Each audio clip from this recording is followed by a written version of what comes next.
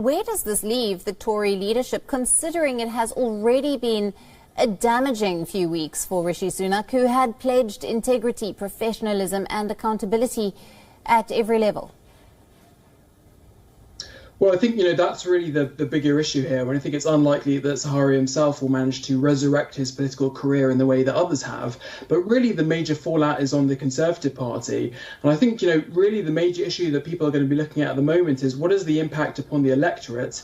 And I think, as you rightfully mentioned, Rishi Sunak, at the beginning of his premiership on the steps of Downing Street, promised integrity, professionalism and accountability as part of his government, really as a way to try to distance himself and rebrand the Conservative Party with, the very difficult period of the Boris Johnson era.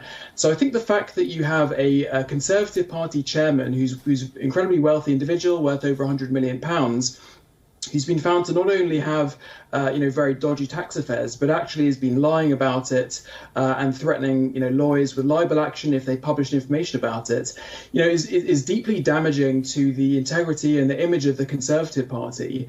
So I think, really at a basic level, that will really not help Rishi Sunak's appearance in government. But I think at a more sort of granular level, I think there are perhaps questions for Rishi Sunak himself. Obviously, Rishi Sunak did appoint Sir Laurie Magnus, his advisor, to investigate the issue just over a week ago. But there are questions over, the exact timeline of what Sunak knew at what specific times. Because originally, a couple of weeks ago, when he was asked about some of this information, Sunak said that there was no story, and then he was told that in fact he knew all the information that he needed, and there was no more questions to answer. And then just over a week ago, he mentioned that new information had come to light, which meant that there was this investigation that was now needed.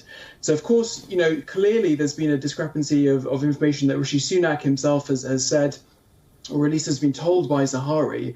But I think partly that does reflect the inherent weaknesses in the UK's sort of self-regulatory system, where essentially politicians are required to kind of mark their own homework. There is no truly independent authority that needs to or is required to investigate ministers in this aspect. So I think both, there are questions for, the Conservative Party as a whole, but also Rishi Sunak as well.